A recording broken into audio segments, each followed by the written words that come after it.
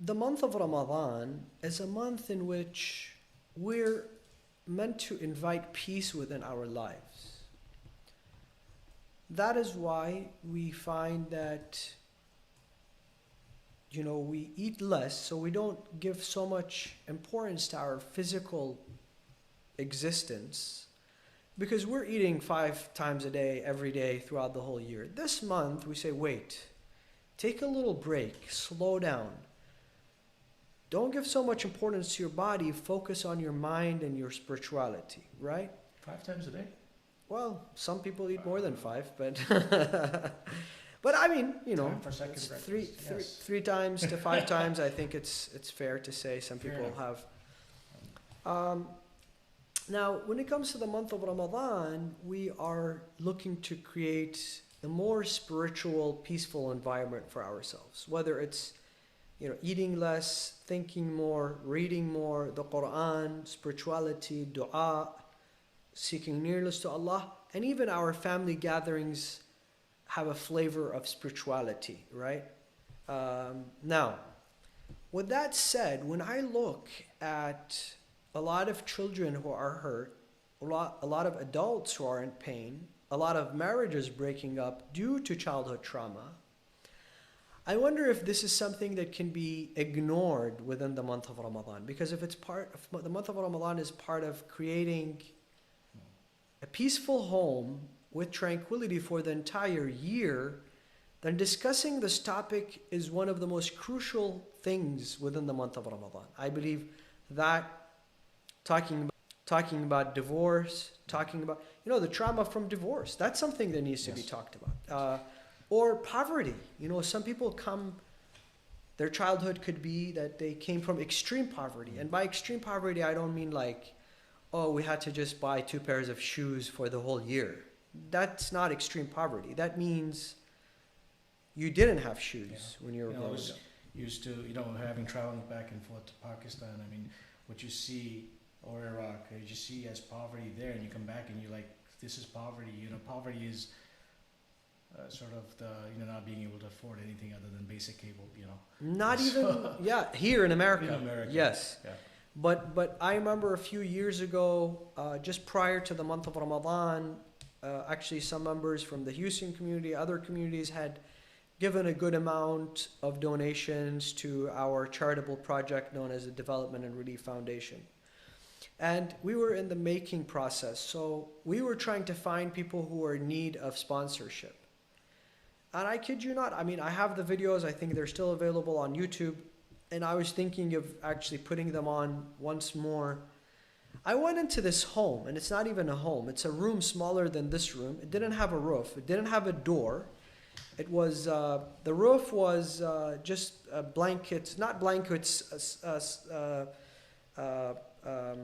plastic, okay? The actual door was a blanket. There was no bathroom, no electricity, no lights, no water, nothing in there. So we went there and we made an announcement that, look, if you have orphans or if you need a sponsorship, come out and we'll interview you and what have you. And I have this all on video. We went on with a crew. Out of this little room came out 6 kids.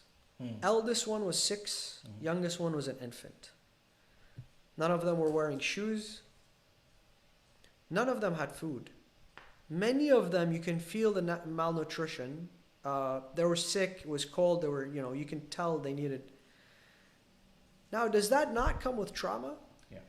That child, even if one day he grows up and becomes a physician, an engineer, an attorney, and lives in a beautiful home and that child will live with trauma.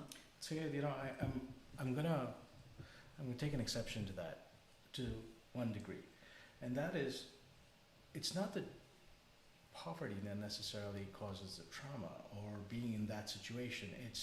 It's the nutritional deficiency and the food lack of etc. But humans are designed to acclimate and be comfortable in whatever surrounding they have loved ones.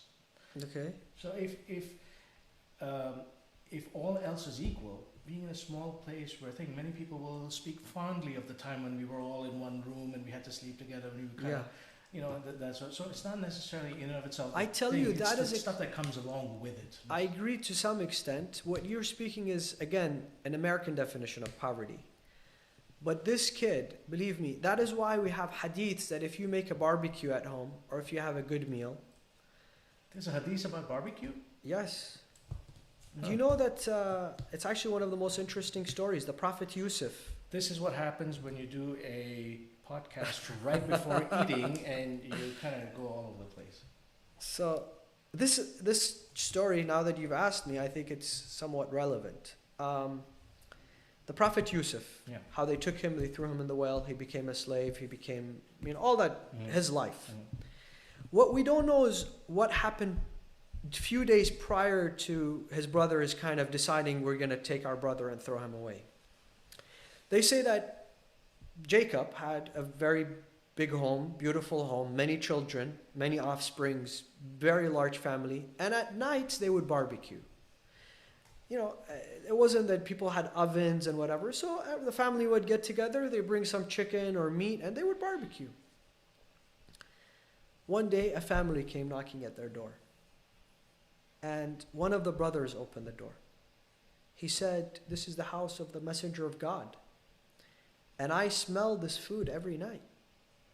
See, that's what happens when you barbecue. What happens to me Cook in and the my kitchen. children? What happens to me and my children? And this young man, who was one of the brothers, says to him, "We'll give you, but just come back when we've kind of ate." He said, "But that's not good enough for me. You're going to eat the fresh food right off the barbecue grill, and you're going to give me what's left over." So he says, "Well, it is what it is." This guy leaves. The angel Jibreel comes to Yaqub. This is very important, and probably by design that Allah brought us to this discussion. It wasn't part of my discussion. Allah says, "Yaqub, you and your family should prepare for one of my greatest tests." And that's when they take Yusuf, and the whole family goes through years of tribulation. Now, why? Why? It's because Allah is just, Allah is fair. Do not create that trauma in a child because they don't have the ability. We have to be careful as well when we, with social media. We have to be careful of how we show up to our local masjids and Islamic centers on Eid. Okay, let's say hypothetically you have a very beautiful, expensive vehicle and it's worth $500,000, and you also have a Toyota or an average vehicle, right? I urge you to please use the average vehicle when you go to community centers. Don't use your expensive vehicles because a community center belongs to all. It doesn't just belong to the rich. Yeah. So now the adults will understand, but there's a child. He's 12 years old. His dad's driving a Corolla. You're driving a $200,000 vehicle, right? It could cause some sort of insecurities for this child. So again, not as close to the topic, but something that the month of Ramadan is the month of awareness. It's the month of becoming human beings. So I'm gonna ask you a little bit about the trauma aspect from a Western perspective, or rather the immigrant Western perspective. When I was in school, I had, you have to fast during school day. We come back and you go during lunchtime and you get taunted at certain age groups. Why, they say, "Come sit with us, so you're fine, all right, you're fasting, you can still sit." They'll turn around and say, "Hey, what are you eating? Nothing, honey?" So there is a certain amount of inherent ongoing psychological impact that happens with practicing your way of life if it's different in significant aspect from the prevalent way of life. So that was one sort of a silly example, but it was for real. But now you take it another way. I think it went the black again. I have to turn it back on. And what I think it is. I think it is the if it's not recording, it sets itself off. So maybe we'll just put that on that way. Okay. Can you press record, the red button on top? There we go. Sorry, folks. We're learning. We're learning. Or the, yeah, that's right. Much better. Thank you. Is it on? Yep. Very good. Folks, I know it's you got a blackout there for a moment, but bear with us. We're right here. We're just pretending like we're in Karachi. But Every few minutes, we're it's also blackout. live on Instagram for people who are annoyed by YouTube. Hop on That's right, Instagram. that's It's going to be a much smoother sailing. So okay, so other aspects of it include having to go to school and to explain that, listen, as a child, I need to go to the bathroom, and well, I don't have a water source. All they have is Mhm. paper towels. So Mhm. now that means you're gonna hold as much as you can. Mhm. Avoid going there because you're gonna run into uncomfortable situations, and Mhm. doing that is not to be understated in some ways that Yeah. as causes. What else? Well, what about Name. food where Name. your name, right? Your name. The name that you carry, food Your mom that- picking the you up after availability of school meat with or not. hijab. A parent that comes in that has an accent or Kids, yes. yeah. You know, kids going to like McDonald's after school. yeah. You know, some kids, is McDonald's, Burger King, whatever. You know, they're hanging out after a game. And everybody, obviously, nobody's gonna eat a fish fillet, man. You know how it works. Nobody wants to go for the McDonald's fish fillet. Now, everybody is ordering the Big Mac. You're the only one ordering the fish fillet. That, we look at it, and now we're older, we have self-confidence, and we're telling ourselves, oh, what's the big deal? But for that child, especially if they have some self-confidence struggles, wearing the hijab, having Muslim names, not being able to eat whatever everybody else is eating in the cafeteria, not being able to attend the school dances, not, you know, Yes. it could be that there is a show, for example, The Bachelor, okay? That's not an appropriate show for youngsters to watch, right? Who would you say it's appropriate for? Nobody. Okay then. But I'm saying, you know, you end up going to school and everybody's talking, oh, did you see what happened yesterday? Did you? And this kid genuinely, not that he wants to watch or she wants to watch, but they do feel left out. So that does cause a little bit of trauma. So from what I understand, But all of these are older. Now we're talking about a little bit older age Yes. groups that these get affected in. yeah. Right? So a 10 But plus. okay, so let's divide our discussion into at least two segments. If you want to add, let's make it more. One is uncontrolled trauma. Yeah. Something you don't have control over. Okay, let's talk about that. Okay.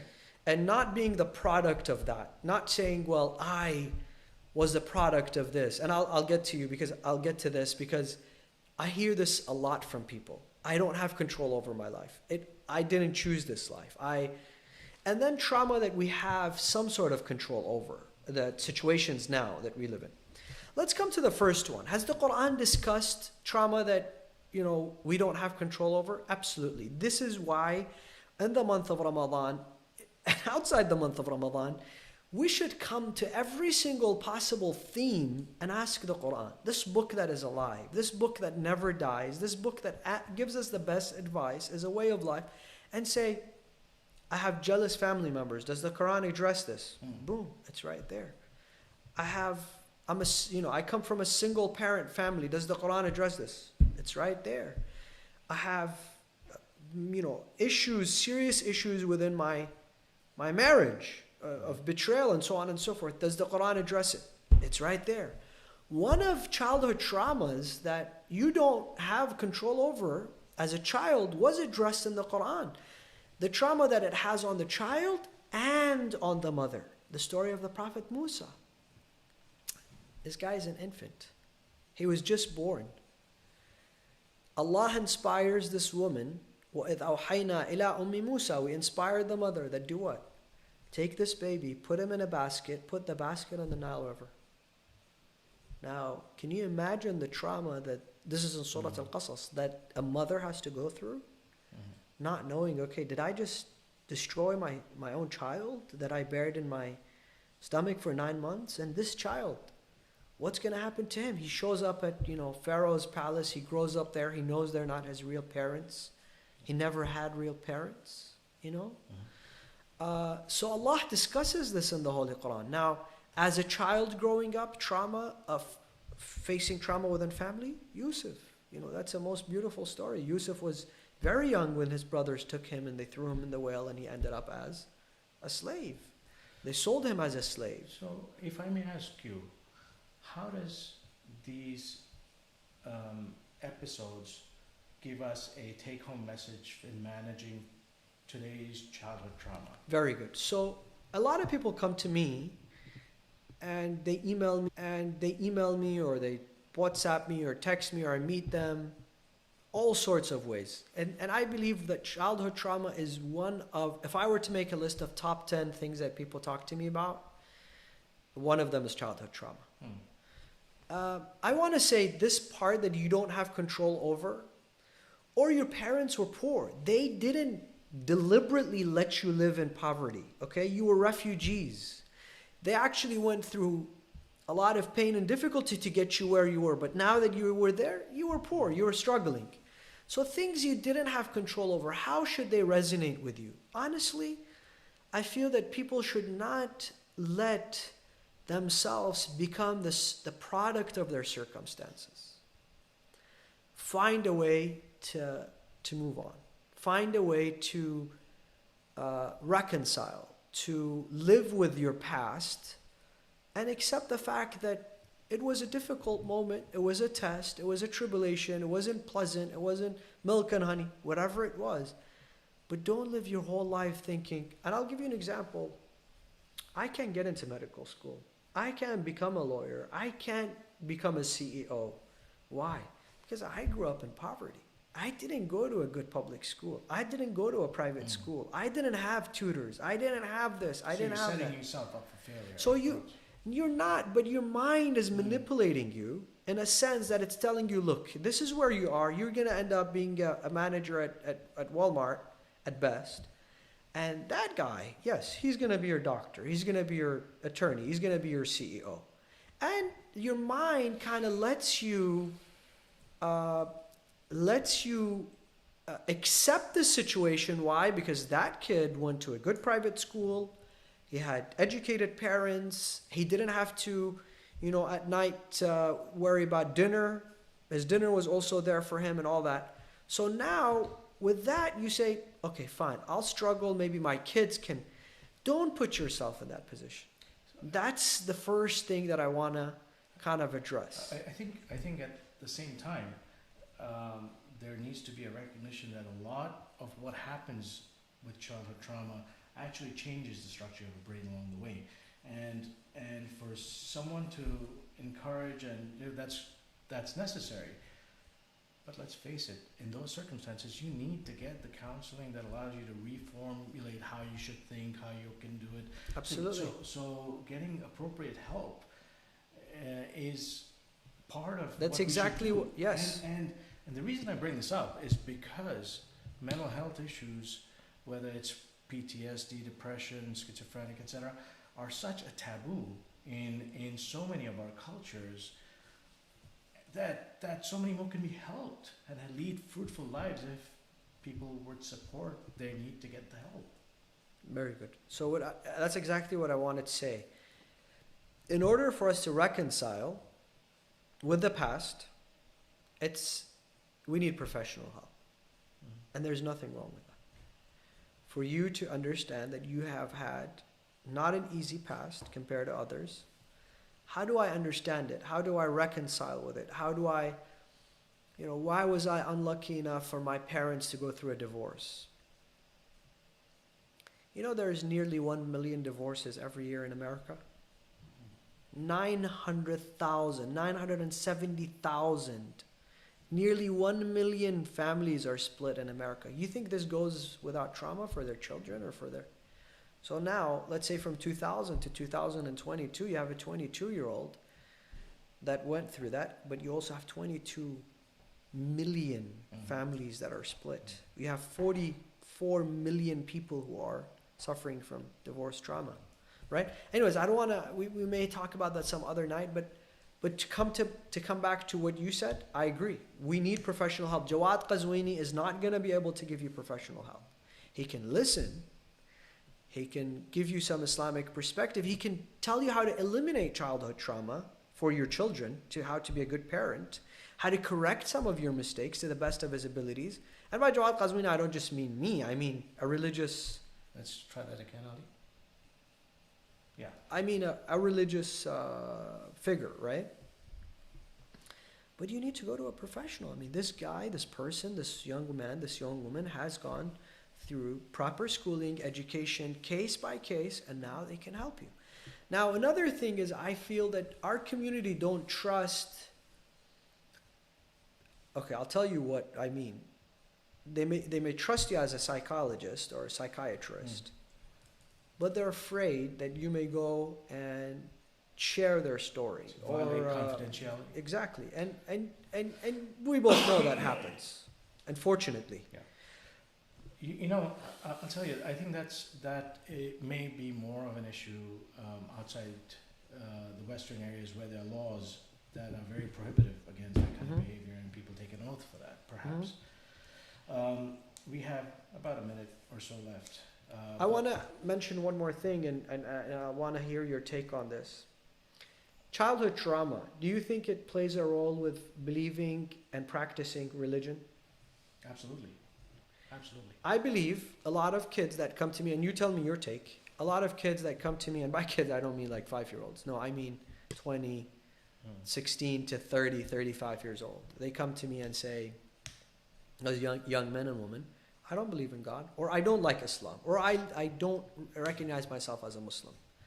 In fact, Pew did a research about this, and they came up with 27%. 27% of American-born Muslims, by the time they become teenagers, they do not identify themselves as Muslims. Now, we're sitting there still talking about the most irrelevant things, and 27% of our population is leaving the religion of Islam. When I get into a discussion with them, what I can kind of find is that the parents were the authority in their lives, and they abused their authority. I mean, like the house was a boot camp, a lot of abuse, okay, whether it's verbal abuse, whether it's physical abuse, whatever it was, just a lot of mistakes, right? Now, God is also an authority. Because they feel that this authority has been so detrimental in my life, why would I want another authority? And most probably, every time the parents abused them, they used God. Yeah. Even in non-religious families. It's very, very, very funny. There's a comedian that says, my grandma used to take me as a child to the casino and say, before you basically pull the, whatever it's called, the slot machine, you have to do a salawat.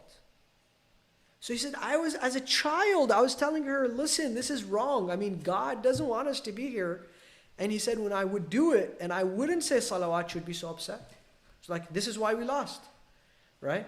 So jokes aside, do you think that, a lot of our unfortunate, Muslim atheist movement, anti-Islam movement, not identify, does that have to do with childhood trauma?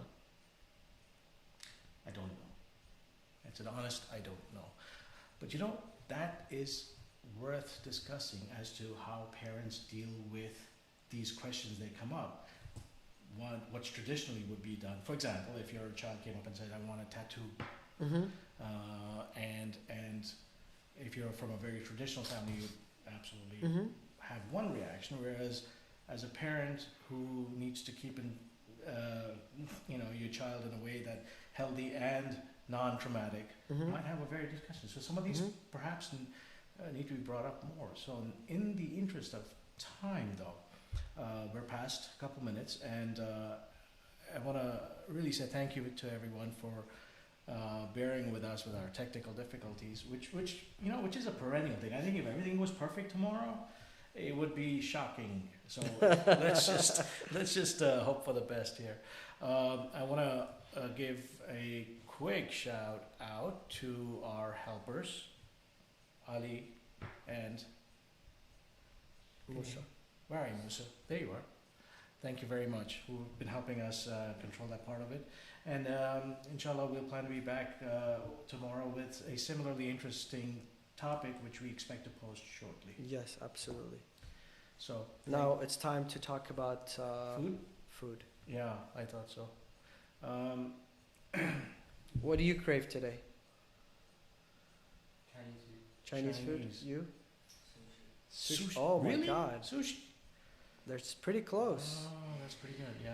Well, thank you very much, guys.